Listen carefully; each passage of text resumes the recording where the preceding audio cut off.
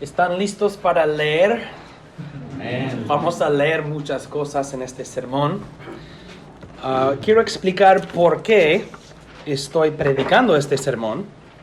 Y es que por las tardes, en el culto de la tarde, leemos cada domingo una porción del Antiguo Testamento.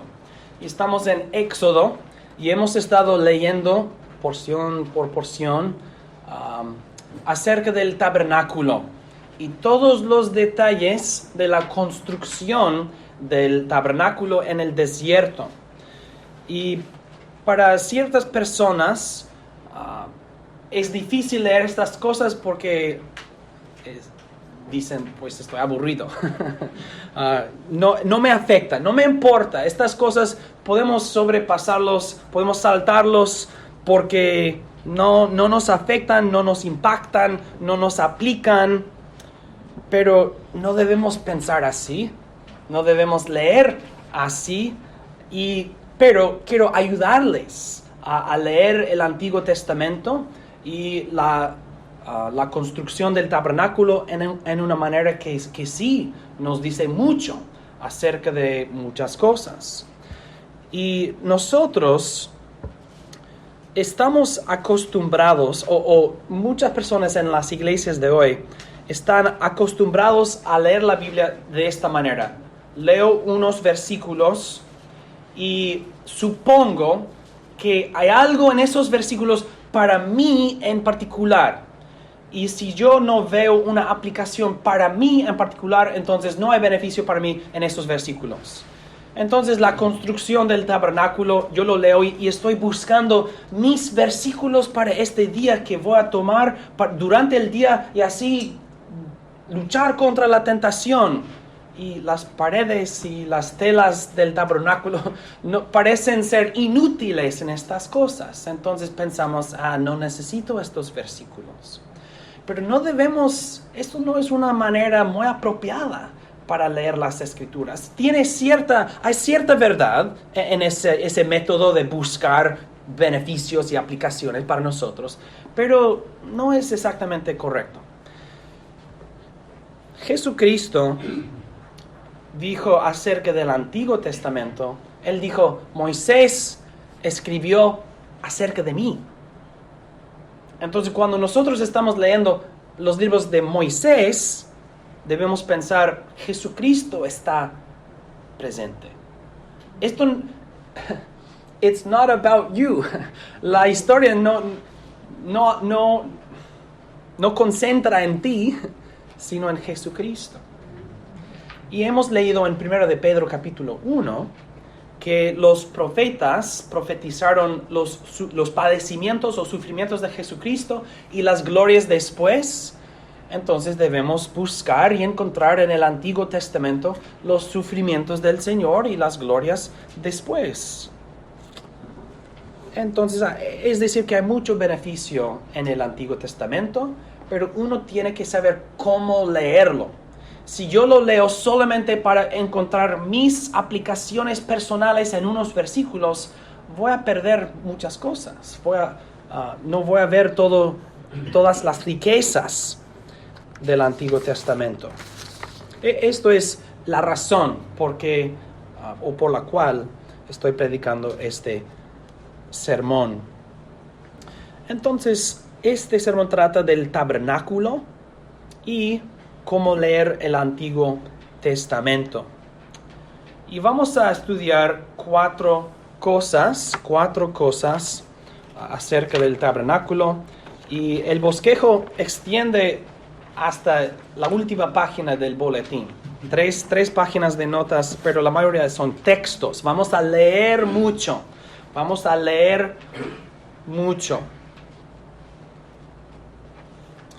En primer lugar, quiero que vean que el tabernáculo nos enseña acerca del cielo.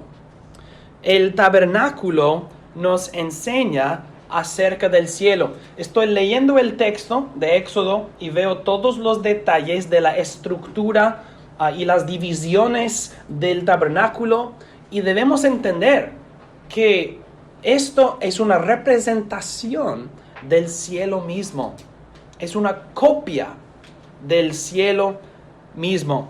Noten, vamos a empezar nuestras lecturas. Éxodo 25, versículos 8 y 9.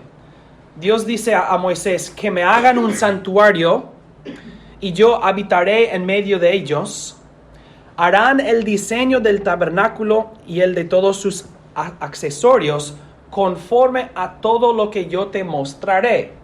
Entonces sabemos en primer lugar que Dios ha diseñado o le ha dado a Moisés un diseño, un modelo, y el tabernáculo terrenal debe imitar el modelo que Dios le ha dado, el diseño que Dios le ha dado.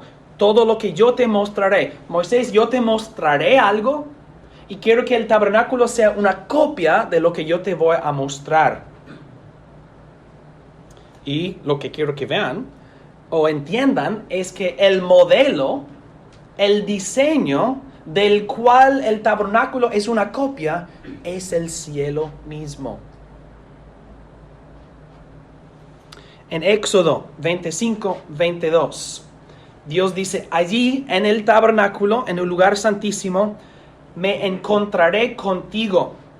Y desde encima del propiciatorio, de en medio de los querubines que están sobre el arca del testimonio, hablaré contigo de todo lo que te mandé, de todo lo que te mande para los hijos de Israel. Y finalmente versículo 40, mira, y hazlos conforme al modelo que te ha sido mostrado en el monte.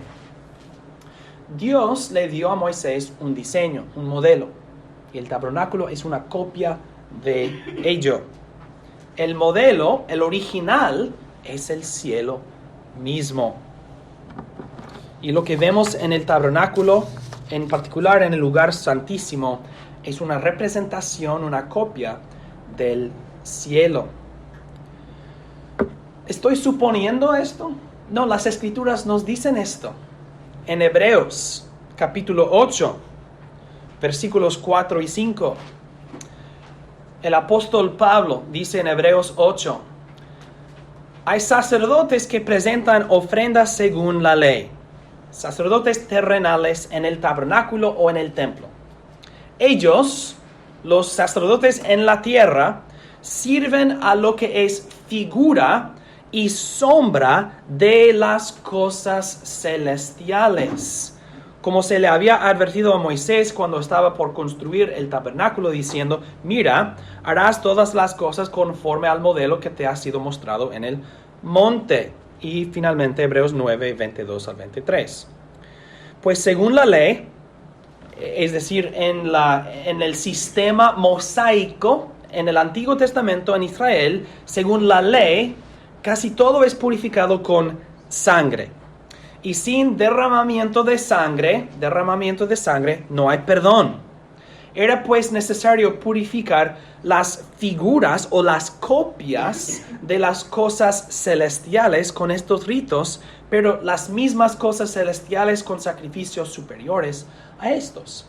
Por ahora, el punto es que hay un orden, un sistema según la ley en la tierra, y que hay otras cosas celestiales que son distintas del sistema en la tierra. Hay las mismas cosas celestiales y las figuras de las cosas celestiales, y el tabernáculo o el templo después son las figuras, las copias de las cosas celestiales.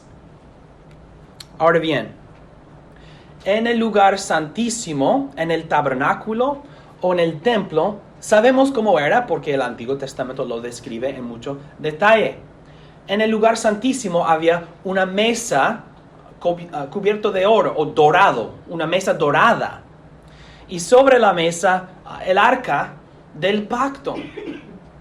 Y sobre el arca del pacto el propiciatorio, que era un trono pequeño, con dos querubines, con un ángel con alas así extendidas y otra con alas extendidas sobre el propiciatorio, que es un trono, sobre el arca, sobre la mesa. Y Dios dice que yo causaré que mi gloria aparezca en una nube entre los querubines, y mi voz saldrá, emitirá de esta nube de gloria entre los querubines. Entonces vemos la gloria de Dios en el lugar santísimo, sobre su trono, entre los querubines en el lugar santísimo. Y también había el altar de incienso y otras cosas en otras secciones del tabernáculo, pero estamos hablando del lugar santísimo. Ahora, al reconocer esto, nosotros vemos que es igual al cielo mismo. En Ezequiel o Isaías o Apocalipsis 4 y 5 vemos la misma cosa, que Dios manifiesta su gloria en una gloria visible, pero también nublada, y Dios es surrounded, ¿cómo se dice? Rodeado, gracias. Rodeado por criaturas angélicas, querubines o serafines, los cuatro seres vivientes. Entonces la gloria de Dios con criaturas angélicas alrededor de Él en un lugar santísimo. Entonces lo que vemos en el tabernáculo en la tierra es una copia, una sombra del modelo original del cielo mismo.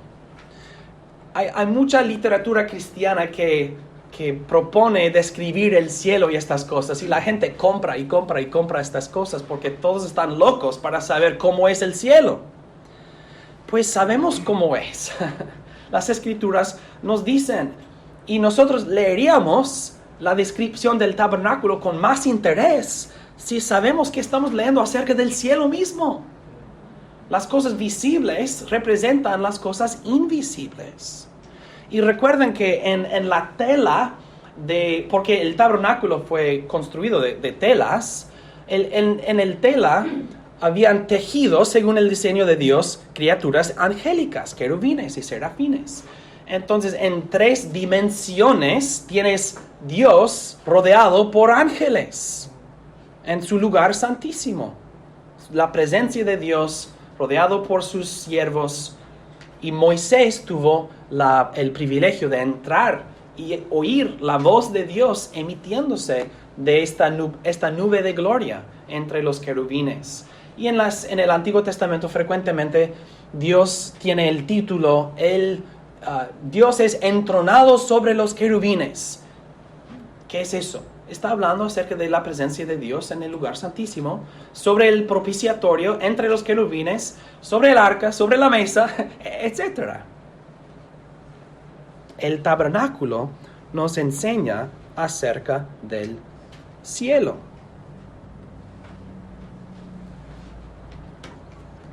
Y el tabernáculo no es el original o el modelo. El cielo es el original, el modelo. Y el tabernáculo es una copia, una figura o sombra de la gloria del cielo.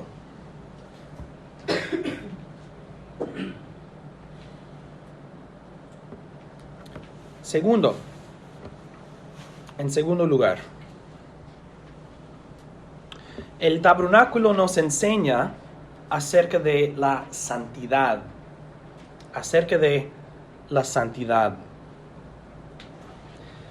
Donde se manifiesta la presencia de Dios, allí también se manifiesta se debe manifestar belleza y pureza.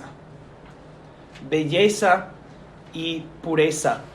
En las instrucciones que Dios le dio a Moisés para construir el tabernáculo, Dios dijo que todas las telas, todos los metales, toda la madera, todo debe ser la más fina, o lo más caro, lo más precioso, lo más costoso, todo lo mejor para Dios, todo lo mejor. Las telas de escarlata y de ciertos colores azules son caros porque son raros. Esos colores no se ven frecuentemente en la naturaleza.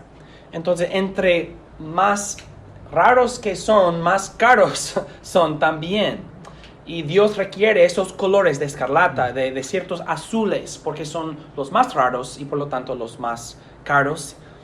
Y también todos los gems, los metales preciosos que Dios quiere para los vestimentos de los sacerdotes y otras cosas. Y todo de oro, la mesa dorada, el arca dorado, el propiciatorio dorado, casi todos los utensilios, todo de oro, todo, menos el altar de bronce.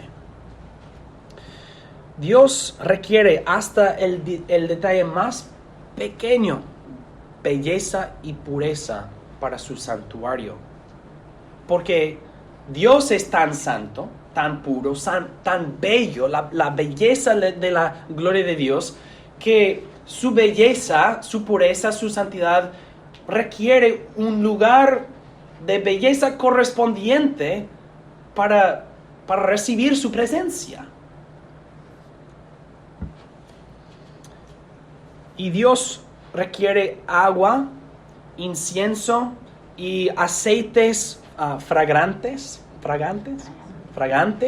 todo para que todo se ve bien, todo huele bien, todo siente bien, aceite sobre la madera y todo siente bien, huele bien, se ve bien, todo de lo más perfecto, lo más puro, lo más bello y hermoso.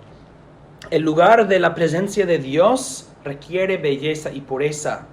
Y esto aplica hasta los que entran en la presencia de Dios. Éxodo 28, 1 al 2.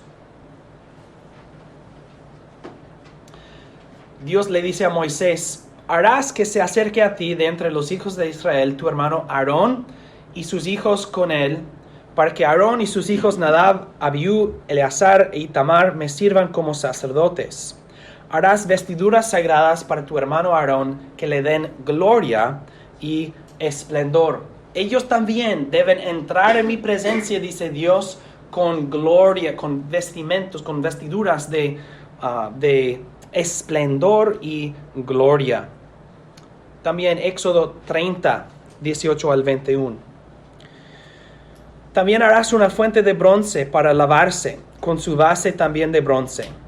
La pondrás entre el tabernáculo de reunión y el altar, y pondrás en ella agua. Aarón y sus hijas se lavarán en ella las manos y los pies.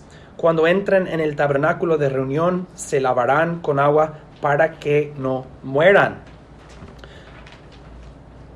Cuando se acerquen al altar para servir y presentar la ofrenda quemada al Señor, también se lavarán las manos y los pies para que no mueran. Esto será un estatuto perpetuo, tanto para él como para sus descendientes a través de sus generaciones. Los Aarón y sus hijos eran los sumos sacerdotes, que ellos entraron en la presencia de Dios, entraron en el lugar santísimo, y Dios requiere que se purifiquen con agua. También Dios requiere que se unjan con un ungüento de perfumista. Éxodo 30, 25, 29 al 30. Con esto prepararás el aceite de la santa unción. Será un ungüento combinado, obra de perfumista, el cual será el aceite de la santa unción. Así los consagrarás y serán cosas muy sagradas. Todo lo que los toque será santificado.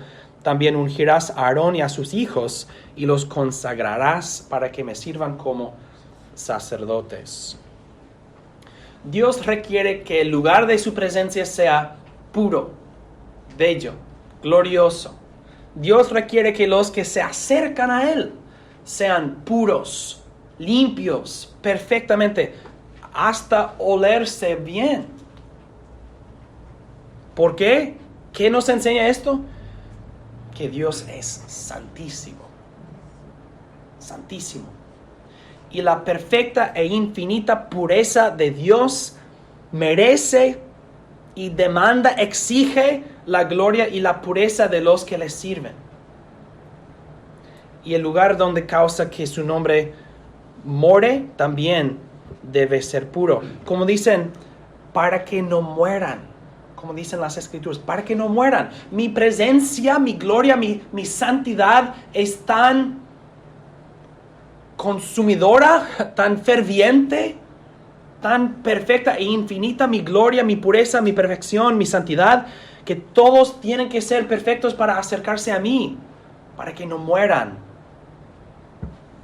La luz de la gloria de Dios mataría a un ser o a una criatura pecaminosa. Así, Isaías, cuando vio la gloria de Dios, él, ¿cómo se sintió? Se sintió como desintegrado, como todas las partes de su ser están descomponiéndose ante la luz de la gloria de Dios. Porque Dios requiere pureza e Isaías dice, yo soy hombre de labios impíos, de labios impuros o inmundos.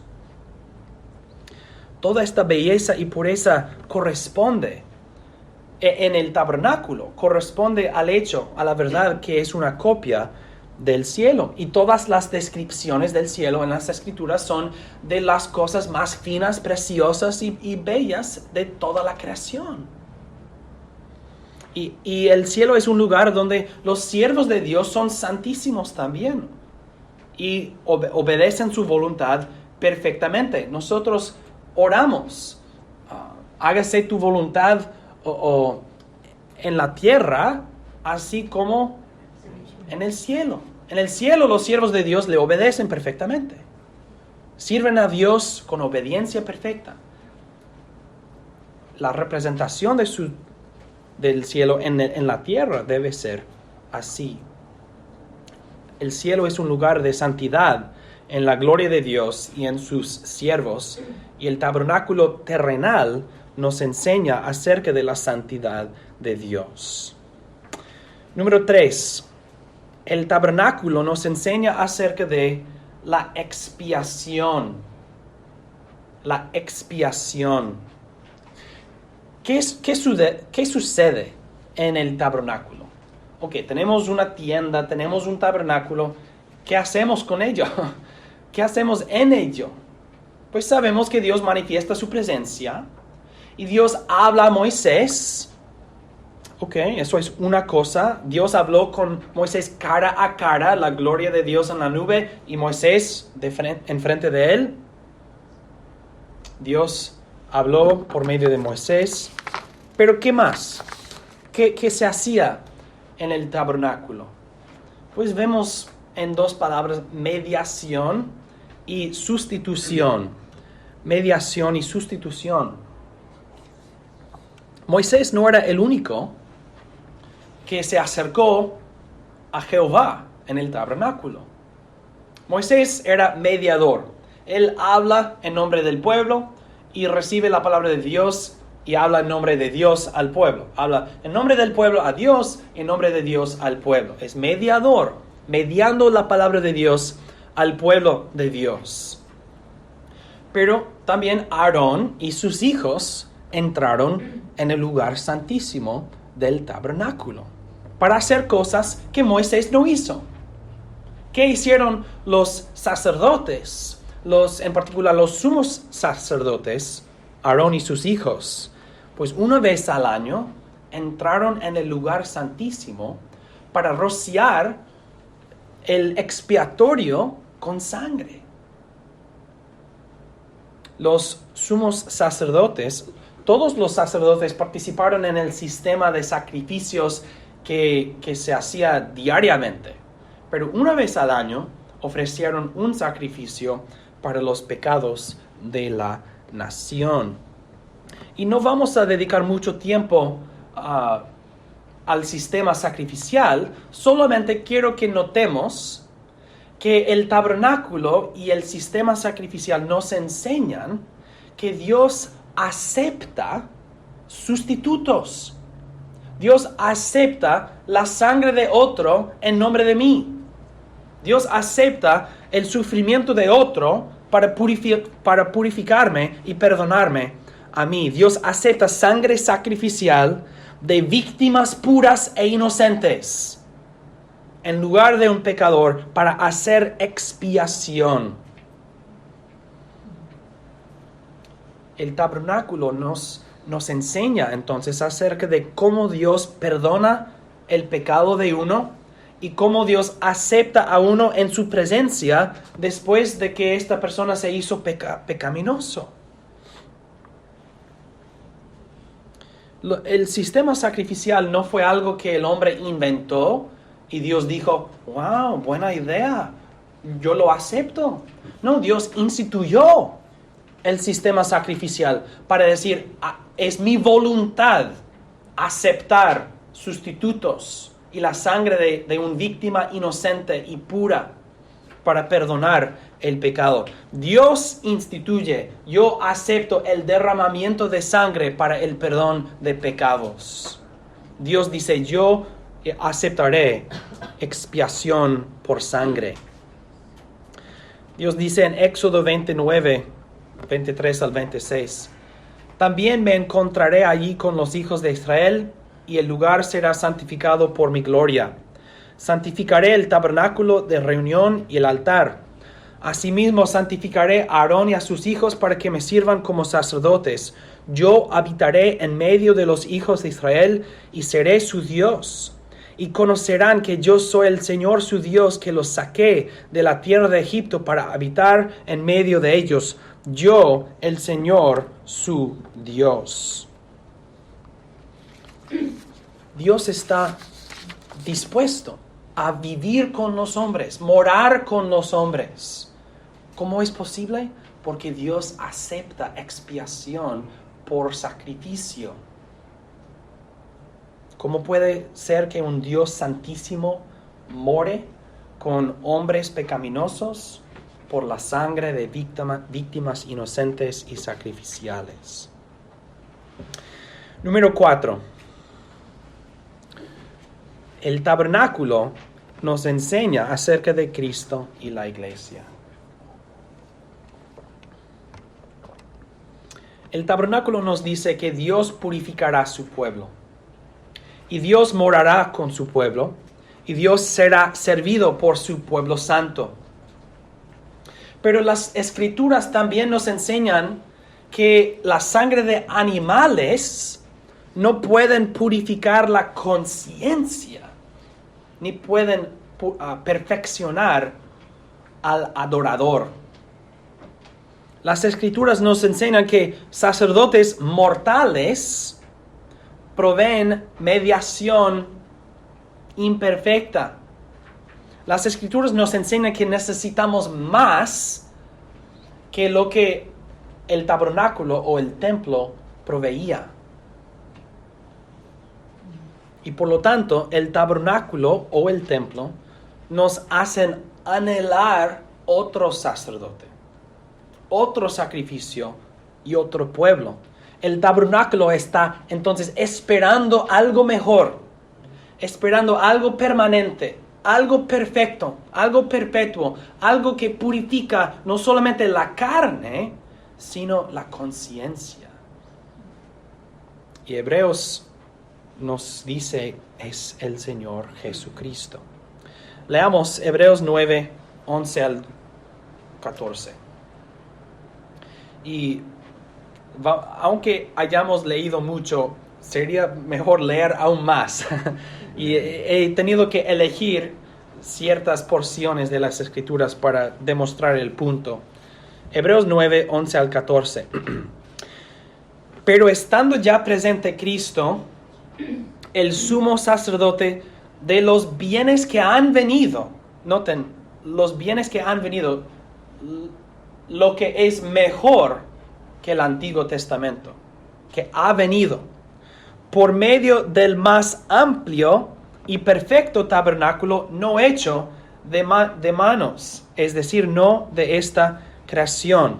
Entonces, el autor está diciendo que Jesucristo es sumo sacerdote no del tabernáculo en la tierra, sino del lugar santísimo en el cielo, del cielo mismo. Versículo 12. Jesucristo entró una vez para siempre en el lugar santísimo en el cielo, logrando así eterna redención, ya no mediante sangre de machos cabríos ni de becerros, sino mediante su propia sangre. Porque si la sangre de machos cabríos y de toros y la ceniza de la vaquilla rociada sobre los impuros santifican para la purificación del cuerpo, y si lo hacen, cuanto más la sangre de Cristo, quien mediante el Espíritu Eterno se ofreció a sí mismo sin mancha a Dios, limpiará nuestra conciencia de las obras muertas para servir al Dios vivo.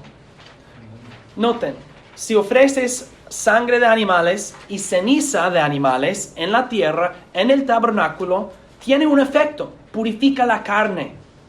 ¿Te purifica para qué? Para que Dios habite entre ustedes en Israel y para que tú habites en Israel. Porque es cuando la nación es desobediente, Dios los exilia. No puedes vivir en la tierra santa sin ser santos. Entonces la sangre de animales y la ceniza de animales, etcétera, todo el sistema te da entrada y permanencia en Canaán, pero no más. Pero el sacrificio de Jesucristo, dice el autor a los Hebreos, nos da entrada no a Canaán, sino al cielo. Y no nos da una morada temporada, sino nos da una morada perpetua y eterna en la nueva creación, porque no purifica la carne o el cuerpo, sino la conciencia. Ahora, la parte final del boletín. Hebreos 9, 24 al 26. Porque es el mismo punto en otras palabras.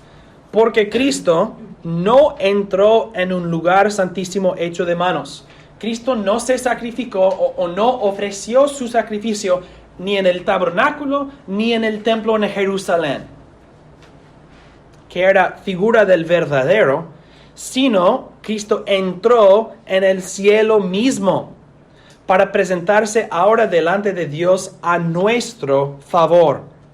Tampoco entró para ofrecerse muchas veces a sí mismo, como entra cada año el sumo sacerdote en el lugar santísimo con sangre ajena. De otra manera, le habría sido necesario padecer muchas veces desde la fundación del mundo. Pero ahora, Él se ha presentado una vez, para siempre, en la consumación de los siglos para quitar el pecado mediante el sacrificio de sí mismo. Jesucristo es el sacerdote perfecto, es el sacrificio perfecto, entró en la tienda perfecta y cumplió su servicio perfecto. ¿Y qué es el resultado de la obra perfecta de Jesucristo? Hebreos 10, 18 al 25. Pues donde hay perdón de pecados, no hay más ofrenda por el pecado. Así que, hermanos, teniendo plena confianza para entrar al lugar santísimo por la sangre de Jesús. ¿Cuál lugar santísimo? ¿En la tierra o en el cielo? En el cielo. ¿Por la sangre de animales? No, por la sangre de Jesús, por el camino nuevo y vivo que Él nos abrió a través del velo, es decir, su cuerpo. Y teniendo un gran sacerdote sobre la casa de Dios, ¿Aarón y sus hijos? No, el Señor Jesucristo. Acerquémonos con corazón sincero, en plena certidumbre de fe, purificados los corazones de mala conciencia y lavados los cuerpos con agua pura. Retengamos firme la confesión de la esperanza sin vacilación, porque fiel es el que lo ha prometido. Considerémonos los unos a los otros para estimularnos al amor y a las buenas obras. No dejemos de congregarnos como algunos tienen por costumbre, más bien exhortémonos, y con mayor razón cuando vemos que el día se acerca. Noten el lenguaje comunal de nosotros y nuestra. Hermanos, todos nosotros, hermanos, ¿quiénes son los hermanos? Los hijos de Dios. Hermanos, todos nosotros tenemos al Señor Jesucristo. Y acerquémonos, retengamos, considerémonos, no dejemos, exhortémonos. Todos nosotros participamos en las mismas bendiciones de un sacrificio. Jesucristo es un sumo sacerdote para todo su pueblo y su sacrificio alcanza a todos sus hijos, a todo su pueblo y nos purifica, nos limpia y nos presenta a Dios. Ahora bien, el punto es que este lenguaje de hermanos y nosotros y nuestra y etcétera, esto es la iglesia. Jesucristo el sacerdote y todo el pueblo quien Él representa, su iglesia. Su sacrificio purifica un pueblo, esto es la iglesia. Este pueblo tiene entrada y acceso al lugar santísimo en el cielo, la iglesia, donde Cristo mismo está a la diestra del Padre. ¿Qué es la iglesia? Es el pueblo de Cristo, un pueblo perdonado, un pueblo santificado, un pueblo que se congrega y un pueblo que confiesa su esperanza. Retengamos firme la confesión de la esperanza. Todo el pueblo de Cristo, toda la iglesia confiesa la misma esperanza. Estamos esperando la venida del Señor Jesucristo, o estamos esperando la consumación de todas las cosas, la gloria que Él ha ganado. Y nosotros vivimos juntos, nos exhortamos, nosotros nos congregamos, nosotros nos consideramos, nos estimulamos al amor y a las buenas obras.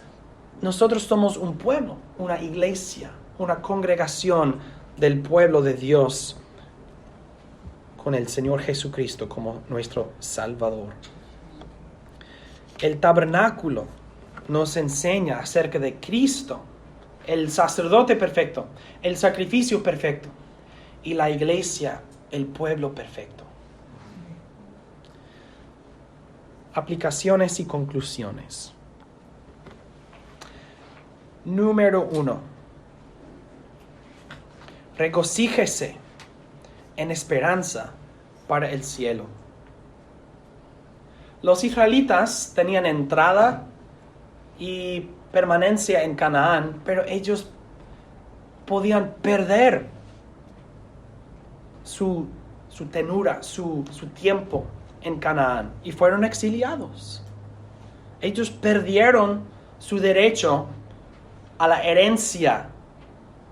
Nosotros no podemos, porque nuestra herencia no depende de la sangre de animales, o un sacerdote mortal, o un tabernáculo terrenal, sino cosas eternas y perfectas, el Señor mismo.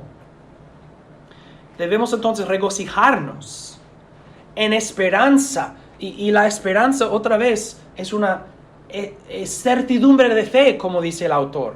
No es una esperanza posible o probable, es una esperanza firme.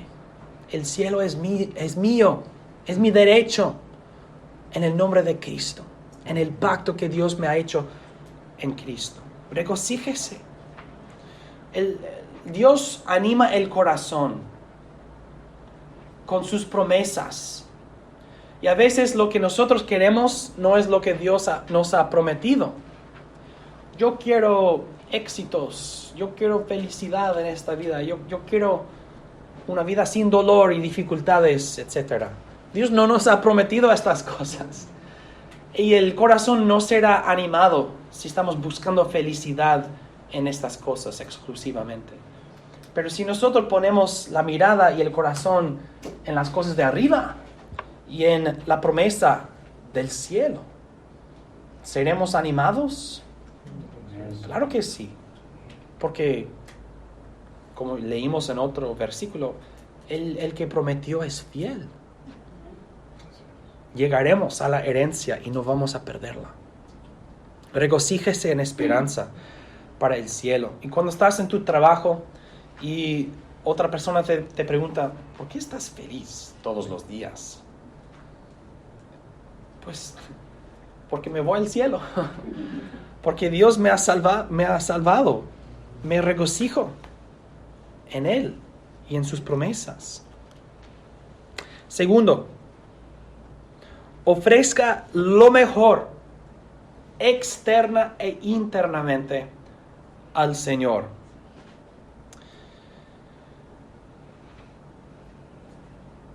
El tabernáculo y el templo tenían una belleza y pureza magníficas, ¿verdad? Y los que entraron en la presencia de Dios también tenían gloria y esplendor. Entonces nosotros, cuando entramos en la iglesia, debemos ofrecer lo mejor externamente. Me refiero no a que es necesario tener corbata y todo el oro que tengo, pues no tengo ninguna cosa de oro. Todo el argentino que tengo, todo el plata que tengo. No, pero sí debemos vestirnos o prepararnos en una manera externa que corresponde a que estamos aquí para adorar a Dios. Y no quiero decir que Dios nos acepta o no nos acepta dependiendo de nuestra forma de vestirnos y estas cosas. No, estoy diciendo, debe haber algo externo que refleja lo que Dios ha hecho y lo que nosotros estamos haciendo en la adoración. Y esto no es una barrera para nadie. Pablo dice, si un pobre entra y tú le das otra silla peor, no es correcto. Todos son iguales en la iglesia, no hay ricos y pobres y estas cosas. Pero me entienden que si en el Antiguo Testamento había una cierta gloria externa que corresponde a la presencia de Dios y la gloria de Dios, debe haber algo semejante entre nosotros. Y en mi opinión, es una opinión, debemos construir cosas en la iglesia, quizás no con oro y estas cosas, pero en una manera que refleja externamente la belleza y la pureza de Dios. Pero lo más importante es ofrezca lo mejor internamente al Señor. Y cuando abrí el servicio, leí de Salmo 95 para recordarnos que estamos acercándonos a la presencia de Dios. Entonces, es difícil, hermanos, pero debemos en cierta medida o cierta manera imaginar el cielo. Sabemos cómo es por las Escrituras y por el tabernáculo, y debemos tener en mente, Dios no está alejado. El cielo no está alejado de nosotros. Está aquí, detrás del velo invisible. Dios está presente. Y si estuviéramos en el lugar santísimo ante la gloria nublada de Dios, nosotros nos comportaríamos como, no sé, con temor y reverencia, ¿no? Entonces, esto es lo que quiero comunicar. Que debemos, en la casa del Señor, debemos ofrecer lo mejor internamente. Estoy aquí para orar a Dios. Estoy aquí para adorar a Dios. Y por eso, lo que uno hace externamente, frecuentemente corresponde a esto. Nos ponemos de pie para cantar a Dios. Y estamos acostumbrados a orar así, con los ojos cerrados. Quizás sería más fácil orar así, con las manos levantadas y los ojos abiertos. Oh Dios, creador de todas las cosas, te alabamos esta mañana y pedimos tu bendición sobre nosotros. No porque Dios está aquí, pero es para intentar reflejar con el cuerpo las realidades, las verdades que estamos confesando y aprendiendo. Lo más importante es ofrecer lo mejor externamente e internamente. Si cantamos, debemos cantar con fervor. Si oramos, debemos orar con reverencia. Cuando escuchamos la palabra de Dios, si estuviéramos en el lugar santísimo, en el tabernáculo, y la voz de Dios se emitió de la nubla de gloria, o la nube de gloria, nosotros estaríamos atentos, ¿no? ¿Qué nos dirá Dios? Pues hermanos, es igual cuando leemos esto. Es la voz de Dios. Entonces debemos nosotros escuchar. Y en la predicación, si es fiel a la palabra de Dios, es igual. Estamos atentos a la palabra de Dios. Y hay del predicador que comunica otras cosas o cosas falsas a la congregación. Ofrezca lo mejor externa e internamente al Señor. Número 3. Lea y escuche como un cristiano, no un comprador en un centro comercial. En un centro comercial nosotros visitamos tienda y tienda buscando lo que queremos. Me gusta esto, me gusta esto, me gusta esto. Chocolate, chocolate, chocolate, chocolate. En las Escrituras no debemos actuar así. ¿Qué tiene estos versículos para mí esta mañana? Yo no veo a mí mismo en estos versículos, entonces no hay beneficio para mí en estos versículos. Estamos leyendo con una perspectiva egoísta. ¿Qué hay para mí? ¿Qué hay para mí? ¿Qué hay para mí? Y otra vez es bueno aplicar la palabra de Dios a nosotros mismos, pero a veces las Escrituras me aplican a mí después de primero aplicar a Jesucristo y luego aplicar a mí en Jesucristo. Entonces el tabernáculo y el sistema sacrificial me declaran al sumo sacerdote Jesús y el sacrificio perfecto Jesucristo y la necesidad de santidad en mí en comparación con la santidad de Dios. Entonces solamente puedo alcanzar o llegar a las aplicaciones a mí antes de primero meditar en la santidad de Dios y la perfección de Jesucristo y estas cosas. Pero si estoy buscando un versículo para protegerme del mal durante el día, no es así. La palabra de Dios no funciona así. Y debemos leer la palabra de Dios como cristianos, no como compradores en un centro comercial. Éxodo 25 al 30 sí habla de ti, después de hablar de Jesucristo, y tú en Jesucristo. Y también otro defecto en nuestras lecturas es que leemos, si demasiado es demasiado, ¿cuál es lo opuesto? Too little. No leemos suficiente. Leemos unos versículos y pensamos, ¿qué significa esto? Para entender el tabernáculo es necesario leer capítulos a la vez y compararlo con Hebreos y otros versículos. Entonces su lectura, las Escrituras representan un libro entero y uno tiene que leer esta parte en comparación con esta parte o en conversación con esta parte.